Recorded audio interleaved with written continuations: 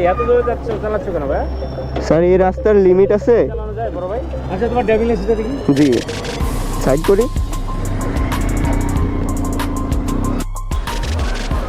Hello viewers, কি অবস্থা সবার? আই হোপ সবাই ভালো আছেন। আপনাদের দোয়া ও ভালোবাসায় আমিও আলহামদুলিল্লাহ অনেক ভালো আছি। তো আজকে আমি বাইর হয়েছি ঢাকা থেকে কুষ্টিয়া যাওয়ার উদ্দেশ্যে সিঙ্গেল রাইড করে। এখন সময় বাজে 11:52। তো দেখা যাক আজকে আমরা কতক্ষণ সময় নিয়ে কুষ্টিয়াতে পৌঁছাইতে পারি। তো চলেন কথা না বাড়িয়ে যেতে যেতে কথা বলি। আর আজকে রাস্তায় যাওয়ার পথে যা যা ঘটে বা যা হয় সমস্ত কিছু থাকছে এই এক ভিডিওর ভিতরে। তো আপনারা ভিডিওটা স্কিপ না করে সমস্ত ভিডিও দেখতে থাকুন। তো এখন আমরা বসুন্ধরা গেটে আছি। বসুন্ধরা থেকে 300 ফিট হয়ে বাইর হচ্ছে এখন আইসিসিবি এর সামনে দিয়ে। তো এখন একটা মজার বিষয় হচ্ছে এখন প্রায় 12টা বাজে। তো এই সময়টায় রাস্তাঘাটে জ্যাম জট খুব কম আছে। তো এই দিকে একটু আগাই আছি, কারণ জ্যাম থাকলে রাস্তায় অনেকটা সময় লেগে যেত যাইতে। তো যেহেতু এখন রাস্তা ফাঁকা আছে, এই কারণে আমাদের রাস্তায় এগোতে খুবই কম সময় লাগছে। তো দেখতে দেখতে চলে আসছি। আমরা এখন আছি হচ্ছে কুর্মিটলার সামনে। তো সামনে থেকে আমরা বামের ফ্লাইওভার দিয়ে উঠে ইউসুফে চত্বর দিয়ে মিরপুর কালশির সাইড দিয়ে চলে যাব গাবতলী।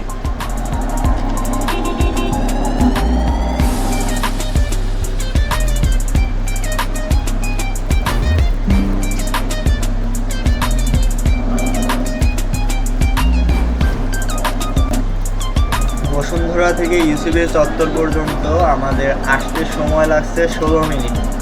তো আমরা বসুন্ধরা থেকে বাইর হয়েছিলাম মেবি 11:52 সময়। এখন সময় বাজে হচ্ছে 12:08। 16 মিনিটে আমরা এই পর্যন্ত এসে পৌঁছাইতে পারছি। আমাদের কুষ্টিয়া পর্যন্ত যাইতে খুব একটা বেশি সময় লাগবে না। এখন দুপুরের সময়, তো রাস্তাঘাট অনেকটা ফাঁকা আছে। চলো যাইতে থাকি, দেখি কি অবস্থা।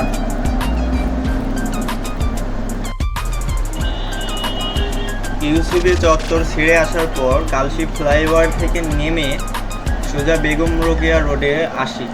তো বেগম রোকেয়া রোডে ঢোকার পরে এমন অবস্থা, হয়তো কোনো গ্যাঞ্জাম বা কোনো আন্দোলনের কারণে রাস্তাটা বন্ধ ছিল। বামের লেনটা, ডানের লেন মোটামুটি ক্লিয়ার ছিল, শুধু বামের লেনটা ওনারা আটকায় রাখছিল। তো পরবর্তী ওই রোড থেকে আবার ভিতর দিয়ে ঢুকে আসছি। ভিতর দিয়ে আসার পরে মোটামুটি এখন রাস্তাটা ক্লিয়ার পাইছিলাম। তারপরে এই যে কলেজ রোডে এসে আবার জ্যাম। তো ম্যাপে দেখাচ্ছে যে কলেজ রোডটা এইটুকু পার হইলে বেগম রোকেয়া রোডটা আবার ক্লিয়ার আছে। তো এখন যাইতে থাকি, দেখি কি অবস্থা। কলেজ রোডটা তো ম্যাপে ক্লিয়ার দেখাচ্ছিল, গেলে বুঝতে পারবো সামনে হয়তো ক্লিয়ার আছে। তো যাই দেখি কি অবস্থা। আর আপনারা ভিডিওটা স্কিপ না করে সম্পূর্ণ ভিডিওটা দেখতে থাকেন। ম্যাপে অনেক সময় ভুল দেখায়, ফাঁকা রাস্তাতে জ্যাম দেখায়, অনেক সময় জ্যামের রাস্তাতে ফাঁকা দেখায়। তো এখন মোটামুটি ম্যাপ সঠিকই দেখাইছে।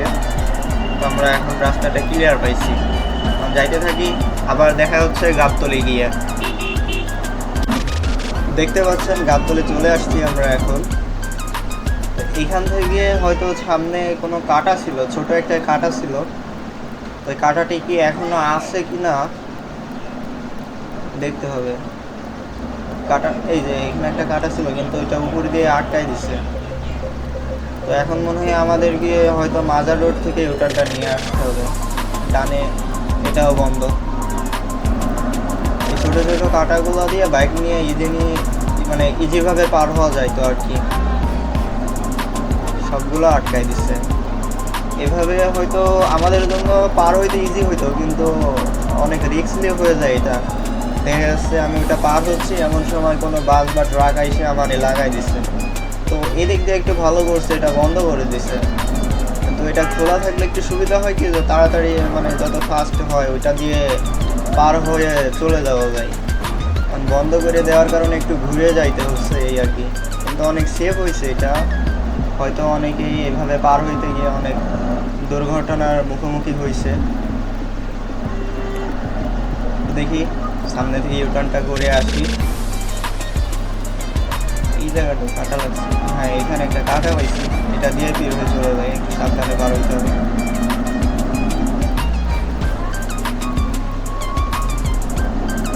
সামনে মনে হচ্ছে পুলিশ মামারা দাঁড়াই আছে, তো আমার কোনো সিগন্যাল দেয় নাই। তো আমরা গাবতলী ছেড়ে আসছি, এখন আমরা হিমায়তপুরের ভেতরে আছি।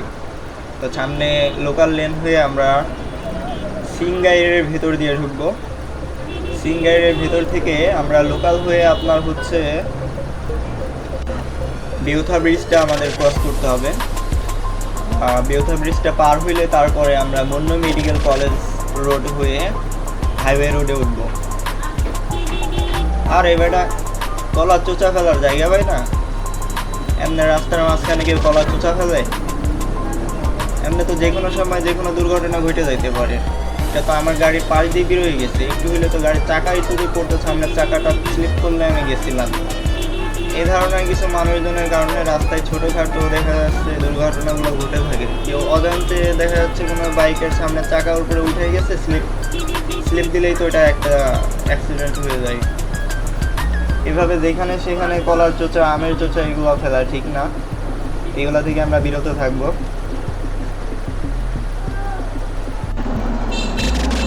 ঢাকা শহরে জ্যাম থাকবে না তা কখনো হয়? কি একটা অবস্থা!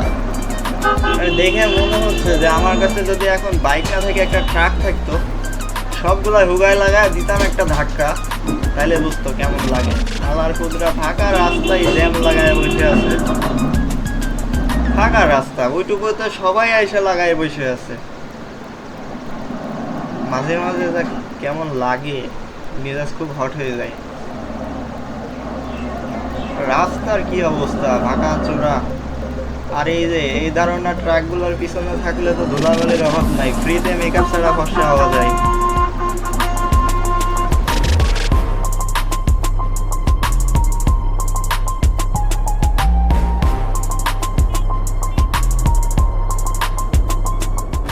ভালো লাগছে ভাই, আপনার কর্নারিং গুলো অনেক সুন্দর হচ্ছে। বলছি আপনার বাইকে কর্নারিং গুলো অনেক সুন্দর লাগছে। হ্যাঁ, আমারটা ওইভাবে কর্নারিং দিতে গেলে পড়ে যাবে। আমার বাসা কুষ্টিয়া। হ্যাঁ। ও, আমি এখন কুষ্টিয়া উদ্দেশ্যে বের হয়েছি, এই জন্য একটু টানাটানি করতেছি যাতে তাড়াতাড়ি পৌঁছাইতে পারি। ভাই ক্যামেরা কিনছিলাম অনেকদিন আগে, বুঝছেন, ফেসবুক পেজ এখনো ওইভাবে ওপেন করি নাই। ক্যামেরা কিনছিলাম, ক্যামেরা সাউন্ড রেকর্ডের জিনিসপত্র কেনা হয়েছিল না, তো গতকালকে কিনছি, এখন মোটামুটি রানিং করবো আস্তে ধীরে। আপনি এদিকে যাবেন? আপনি বলছি ডানে যাবেন? ও আচ্ছা, ঠিক আছে। ভাই জিজ্ঞেস করতেছিল আমার কোনো ফেসবুক পেজ আছে কিনা, তো এখন পর্যন্ত আমি ওইভাবে ফেসবুক পেজ খোলা হয় নাই আমার, কারণ ক্যামেরাটা কেনা আমার অনেক সময় হয়ে গেছে, কিন্তু ক্যামেরার সাথে যে এক্সেসরিজগুলো আছে ওইগুলো আমি এখন পর্যন্ত ওইভাবে কমপ্লিট করতে পারি নাই। তবে কালকে আমি গেছিলাম, কালকে হচ্ছে আপনার মিরপুরে, হ্যাঁ মিরপুরে গেছি, ওইখানে যে সাউন্ড অ্যাডাপ্টারটা কিনছি, আর একটা আপনার ওই বয়া MM1 মাইক্রোফোন, এটা নিয়েছিলাম আমি হচ্ছে। এই এত জোরে চালাচ্ছ কেন ভাই? স্যার এই রাস্তার লিমিট আছে। বড় ভাই, আচ্ছা তোমার ড্রাইভিং লাইসেন্সটা দেখি। জি, সাইড করি। স্পিড তো বেশি ছিল না, 50 মতো।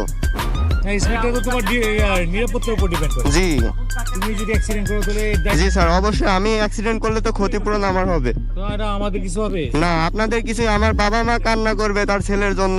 হ্যাঁ, আমাদের কিছু হবে না নাকি? জি জি। এত বুদ্ধি নিয়ে ঘুমাও কেন? তুমি তো একটা বিপদে পড়বা খুব তাড়াতাড়ি। জি স্যার। Within 3 days। হ্যাঁ।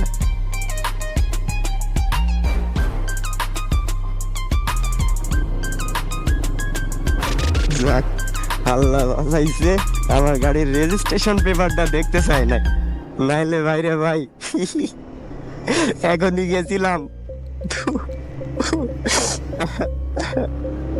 ড্রাইভিং লাইসেন্সটা দেখি, ভয়ও লাগছে আবার হাসিও পাচ্ছে। বলে এত বুদ্ধি নিয়ে ঘুমাও কেমনে ভাই? ইতিমধ্যে আমরা মুন্নু মেডিকেল কলেজ হসপিটালের সামনে এসে পড়েছি। তো এইখান থেকে আমাদের পাটুরিয়া ঘাটে যাইতে আর বেশি একটা সময় লাগবে না, হয়তো আধা ঘন্টা 40 মিনিট লাগতে পারে বা কম বেশি হইতে পারে। সামনে এই যে পাটুরিয়া বামের লেনে যাইতে হবে আমাদেরকে, এটা লোকাল লেন। এইখান থেকে আমরা গিয়ে ডান দিকে উঠলে এই যে হাইওয়ে রোড, বাসগুলো যাইতেছে, এখানে আমাদের ডানে উঠে যাইতে হবে। দেন আমরা সোজা কিছু দূর গেলে তারপরে আমরা হচ্ছে বামে লেন পাবো পাটুরিয়ার। তো আবার আপনাদের সাথে পাটুরিয়া গিয়ে দেখা হচ্ছে। ইতিমধ্যে চলে আসছি, ডানে চলে গেল আরিচার লেন আর বামে চলে আসছে পাটুরিয়া লেন। তো আমরা বামের লেন দিয়ে পাটুরিয়া হয়ে রাজবাড়ী জেলা দিয়ে বাইর হব। আর এখানে যদি ডানে যাইতাম তাহলে ডানে আমরা যা হচ্ছে আরিচা হয়ে পাবনা জেলা হয়ে বেরোইতে পারতাম। তো আমরা এখন পাটুরিয়া হয়ে যাচ্ছি। তো আমরা ইতিমধ্যে পাটুরিয়া টিকিট কাউন্টারের কাছাকাছি চলে আসছি। ওই যে সামনে বাসটা দাঁড়াই আছে, ওইখানে হচ্ছে টিকিট কাউন্টার আছে। তো আমাদের এইখান থেকে টিকিটটা কাটে নিয়ে তারপরে ফেরিতে উঠতে হবে। তার আগে অবশ্য টিকিট না কেটেও ফেরিতে উঠা যায়, কিন্তু টিকিট কেটে যাওয়াটাই উত্তম। টিকিট না কেটে গিয়ে পরে দেখা যাচ্ছে আপনার ফেরিতে যারা থাকে টিকিট চেক করে, তারা অনেক সময় টাকা নিয়ে ফেরিতে উঠতে দেয়, আবার অনেক সময় দেখা যাচ্ছে ঘুরাই দেয়, বলে যে আপনি টিকিট কাটে তারপরে আসেন। তো টিকিটটা কেটে তারপরে ফেরিতে উঠলে এই সমস্যাটা হওয়ার কোনো চান্স নাই, কারণ আমার কাছে তো টিকিটটা আছে। তো এটাই হচ্ছে মূলত টিকিট কাটার সুবিধা। তো এখান থেকে আমি ওনারা জিজ্ঞেস করছিলাম যে এখন কোনটাতে ফেরি চলাচল করতেছে। উনি আমারে বলে যে 3 নাম্বারে যাইতে। তো এখন আমি 3 নাম্বারের দিকে যাচ্ছি, 3 নাম্বারের ফেরিতে উঠে আবার দেখা হচ্ছে। ইতিমধ্যে আমরা চলে আসছি ফেরির কাছাকাছি, সামনে ডানে পড়ছে 3 নাম্বার ফেরিঘাট। তো এখন ফেরিতে উঠবো আমরা। তো মাঝে মাঝে এমন হয় আমার সাথে, দেখা যায় যে ওই যে ফেরি দাঁড়াই আছে, ফেরি সম্পূর্ণ লোড হয়ে গেছে, আর হয়তো 1 মিনিট আগে গেলে ফেরিতে উঠতে পারতাম আমি। তো এমন সময় আমি গিয়ে পৌঁছাইছি, ফেরির যে দরজাটা আছে দরজাটা আটকানো হয়ে গেছে। মানে ম্যাক্সিমাম সময় আমি এইভাবে গিয়ে ঘুরে আসছি যে ফেরি আমি গেছি মাত্রই দরজা লাগাই দিচ্ছে। তখন একটা আফসোস লাগে যে একটু যদি আগে আসতে পারতাম তাহলে ফেরিতে উঠতে পারতাম। কারণ একটা ফেরি যখন আসে স্ট্যান্ডে, ফেরি স্ট্যান্ডে আসার পরে ফেরি সেট করে, দরজা খুলে আনলোড হয়, তারপরে আবার নতুন করে লোড হয়, তারপরে ছাড়ে। তো কতটা সময় লাগে এখানে, তারপরে ফেরিটা ছাড়ে। তো এখন আসার পরে যখন দেখি যে ফেরিটা ছাড়াই গেল, একটু যদি আগে আসতে পারতাম তাহলে উঠে যেতে পারতাম, তখন যে আসলে কেমন লাগে সেটা আসলে যাদের সাথে এমন হয়েছে এটার ফিল আসলে তারাই বুঝতে পারবে যে তখনকার ফিলটা কেমন লাগে। তো এখন গাড়িটা পার্কিং করে আমি একটু উপরের দিকে যাব, কারণ নিচে রোদ আছে, রোদে এইখানে এইভাবে দাঁড়াই থাকতে পারবো না। আর উপরের দিকে যাচ্ছি, গাড়িটা ঘাড় লক করছি, মোবাইলটা নিয়ে যাই। এই যে সিঁড়ি দিয়ে ফেরির দোতলা উঠছি আমরা। তো এখানে দোতলাতে ক্যান্টিন আছে, খাবার ব্যবস্থা, এখানে খাবার দাবার সবই পাওয়া যায় বলতে গেলে। এখানে ভাত পাবেন, সবজি পাবেন, গোশত পাবেন, আর দোকানে রেডিমেড কিছু খাবার আছে, কেক, পাউরুটি, চা, পেপসি, কোকাকোলা, যা লাগে এভরিথিং আছে, মোটামুটি সব কিছু এইখানে। তো আমি এখানে একটা স্পিড নেওয়ার জন্য আসছিলাম, স্পিডটা নাই এখানে। এখান থেকে এখন বেরিয়ে যাচ্ছি। এখন 3 তলার উপরে দাঁড়াই আছি। এখানকার ভিউটা দেখেন গাইস, কি সুন্দর একটা পরিবেশ। ফেরিটা সাইডে দিছে মাত্র, চারিদিকে পানি, সবুজ টলমল করতেছে। অনেক সুন্দর ওয়েদার, আর পানির কালারটাও অনেক সুন্দর, চকচকা পানি। সবসময় এমন পানি পাওয়া যায় না, অনেক সময় থাকে যখন নদীতে স্রোত থাকে পানিগুলো অনেক অপরিষ্কার থাকে, ঘোলা দেখা যায়। তো আজকের ওয়েদারটাও সুন্দর আর আজকের পানিগুলো অনেক সুন্দর, আমার কাছে অনেক সুন্দর লাগতেছে। কি সুন্দর পরিবেশ, মনে হয় যে এমন সুন্দর পরিবেশে বিকেলবেলা এসে বসে থাকি, একটু সময় কাটাই এখানে। মানে এমন একটা পরিবেশে কাছের কিছু মানুষজন থাকবে, একটু আড্ডা দিলে খুব একটা সুন্দর মুহূর্ত কাটানো যায় এইখানে। অনেকক্ষণ দাঁড়িয়েছিলাম উপরে, তো এখন সময় আসছে নিচে নামবার। আমরা প্রায় ওপারের কাছাকাছি চলে আসছি, খুব নিকটে আছি। এটা কিছুক্ষণের ভিতরে ওই পারে মানে আমরা আমাদের গন্তব্যে পৌঁছে যাব। তো এখন আস্তে ধীরে নিচে যাইতে হবে বাইকটার কাছে, আমার রেডি হতে হবে ফেরি থেকে নামার জন্য। আমরা এখন গাড়ির উপরে বসে আছি, আমরা রেডি। তো ফেরিটার দরজা মাঝামাঝি, তো আমাদের হয়তো ব্যাকে দিয়ে বাইর হইতে হবে।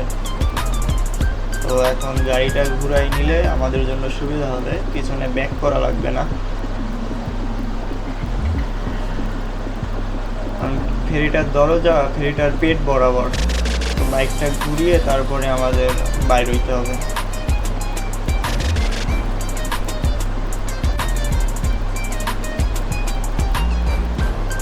ট্রাকটার জন্য আমরা বাইর হইতে পারছি না, ওই সাইডের ট্রাকটা একটু ব্যাকে দিলে হয়তো বেরোয় যাইতে পারতাম। এখন এইখানে ওয়েট করা ছাড়া কোনো উপায় নাই, দেখি ওয়েট করে। টানা 10 মিনিট এইভাবে দাঁড়াই আছে, মাত্র ট্রাক ড্রাইভার গাড়িতে উঠছে, গাড়ি স্টার্ট করছে, এখন ব্যাকে দিচ্ছে। এতক্ষণ দাঁড়িয়ে থাকার পরে মাত্র ব্যাকে দিচ্ছে। দেখি ডান সাইড দিয়ে যাওয়ার চেষ্টা করে দেখি বেরোইতে পারি কি না। আর এইভাবে দাঁড়িয়ে থাকলে এখন অনেকক্ষণ দাঁড়িয়ে থাকা লাগবে, আর এতক্ষণ ধরে দাঁড়িয়ে থাকার ধৈর্য আমার নেই। আমি তো বের হয়ে গেলাম, কারণ আমার অনেক দূর যাইতে হবে। সব জায়গায় যদি আমি এতক্ষণ করে দাঁড়ায় থাকি, আমার বাসায় যাইতে যাইতে রাত হয়ে যাবে, কারণ 200 কিলো রাইড করে আমার যাইতে হবে। আর রাত হয়ে গেলে বাইক রাইড করে অতটা মজা পাওয়া যায় না, কারণ গাড়ির হেডলাইটের আলোটা খুব একটা বেশি পাওয়ারফুল নয়। আর হাইওয়ে রোডে আপনার হচ্ছে ফগ লাইট থাকলে একটু চালাইতে সুবিধা হয়, আর আমার গাড়িতে আমি ফগ লাইট ব্যবহার করি না, এই কারণে একটু সমস্যা। তো আমার এই দিন থাকতে থাকতে চলে যেতে হবে। তো আল্লাহর রহমতে ফেরিটা ভালোভাবে পার হইতে পারছি। বেশ কিছু সময় দেখা যায় ফেরিটা দুর্ঘটনা হয়ে ডুবে যায়, তো এই কারণে ফেরি পার হইতে একটু ভয় লাগে। তো আলহামদুলিল্লাহ ভালোভাবে ফেরিটা পার হইতে পারছি, আল্লাহর কাছে হাজার হাজার শুকরিয়া। এত সুন্দর একটা পরিবেশ না দেখলে বিশ্বাসই করা যায় না, কি সুন্দর একটা অবস্থা।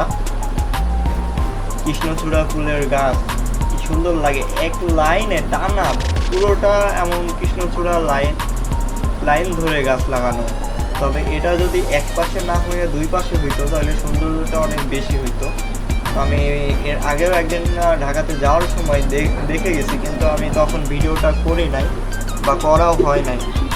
কিন্তু আজকে আসার সময় ভাবলাম যে এইটুকুর একটা ফুটেজ নেই, এটা আমার কাছে অনেক সুন্দর লাগছে। কৃষ্ণচূড়া ফুল গাছ ফুল ধরে আছে, তবে এটা দুই সাইডে হলে আরও বেশি ভালো লাগতো। দেখার মতো ছিল, পরিবেশটা আমার কাছে অনেক ভালো লাগছে। রাজবাড়ি কালুখালী পাংশা ছেড়ে এখন আমরা কুকসা বাস স্ট্যান্ডে আছি। তো এতক্ষণ ক্যামেরাটা অফ ছিল, এই জন্য ভিডিও করতে পারি নাই। তো এখন কুকসা বাস স্ট্যান্ডে একটু থামবো আমরা, গলাটা অনেক শুকাই গেছে, একটা ঠান্ডা খাওয়ার দরকার। সামনে দোকান দেখি, এখানে একটু দাঁড়াই একটা ঠান্ডা খেয়ে আবার রওনা দিব। তো এখন আমরা কুমারখালী জেলার ভিতরে আছি, এখান থেকে আমাদের কুষ্টিয়া যাইতে খুব একটা বেশি সময় লাগবে না, হয়তো 10-15 মিনিটের ভিতরে আমরা শালার কুত্তা রে এই যে এই ধরনের কিছু কুত্তা ছাগলগুলোর জন্যই আমাদের অ্যাক্সিডেন্টগুলো হয়ে থাকে। মূলত এখানে আমার গাড়ির স্পিডটা কম থাকার কারণে আমার তেমন কিছু হয় নাই, কিন্তু এখানে যদি আমার গাড়ির স্পিডটা অনেক বেশি হইতো, মোটামুটি দেখা যাচ্ছে 80 থেকে 100 স্পিড হইলে এখানে আমার সাথে একটা বড় দুর্ঘটনা ঘটতে পারতো। তো এখানে আমার অল্প স্পিড থাকার কারণে আমার কিছু হয় না। তো আমরা কুমারখালী পার হইলে কুষ্টিয়া, তো সামনে গড়াই নদীটার কাছে গিয়ে আবার দেখা হচ্ছে আপনাদের সাথে। তো আমরা গড়াই নদীর কাছাকাছি চলে আসছি। এই যে নদী থেকে বালু কেটে ডামটাকে করে এখান থেকে নিয়ে যাওয়া হচ্ছে। তো এখানে ভাই রাস্তায় সিগন্যাল দিচ্ছে আমি কোনো দুর্ঘটনা না ঘটে, উনি সংকেত দিচ্ছেন যে কখন ট্রাক আসে কখন যাচ্ছে। তো আমরা প্রায় চলে আসছি। এই যে গড়াই নদীটা পার হইলে ওই পারে কুষ্টিয়া, আর এই পারে হচ্ছে কুমারখালী। তো সামনে ওই দেখা যায় ব্রিজ, ডান পাশের যে ব্রিজটা দেখা যায়, আর এইটার হচ্ছে আমাদের এইখানে ভেড়ামারাতে যে ব্রিজটা আছে লালন শাহ সেতু প্লাস হাডিং ব্রিজ। তো ডানের ব্রিজটা আমাদের হাডিং ব্রিজটার সাথে মিলে যায়। তো এটা দেখতে অনেকটাই মানে সেম টু সেম হাডিং ব্রিজের মতোই লাগে। তো ইতিমধ্যে আমরা কুষ্টিয়া পৌঁছে গেছি, আর 2.5 কিলোমিটার আমরা গেলে কুষ্টিয়া পাবো। তো আমরা ঢাকা থেকে রওনা হয়েছিলাম 11:52 সময়, এখন সময় 4:08। এই যে আমাদের কুষ্টিয়া চোরহাঁস মোড়। তো এখান থেকে 2.5 কিলো গেলে কুষ্টিয়া পেয়ে যাব আমরা। তো মূলত কথা হচ্ছে আমরা বাইর হয়েছিলাম 11:52 আর পৌঁছে গেছি 4:08। তো তাহলে ওদিকে 8 মিনিট আর এদিকে 8 মিনিট, 16 মিনিট, 4 ঘন্টা 16 মিনিটে আমরা ঢাকা থেকে কুষ্টিয়াতে পৌঁছে গেছি। তো আমাদের 4 ঘন্টা 16 মিনিট লাগছে কুষ্টিয়াতে আসতে। আজকের ভিডিওটা এই পর্যন্তই ক্লোজ করছি। আর আমার ভিডিওগুলো ভালো লাগলে চ্যানেলটাকে সাবস্ক্রাইব করে বেল আইকনটি অন করে রাখবেন, এতে আমার চ্যানেলের কোনো ভিডিও আপলোড হলে সবার আগে নোটিফিকেশন পৌঁছে যাবে আপনার কাছে। ধন্যবাদ সকলকে, ভালো থাকবেন, সুস্থ থাকবেন।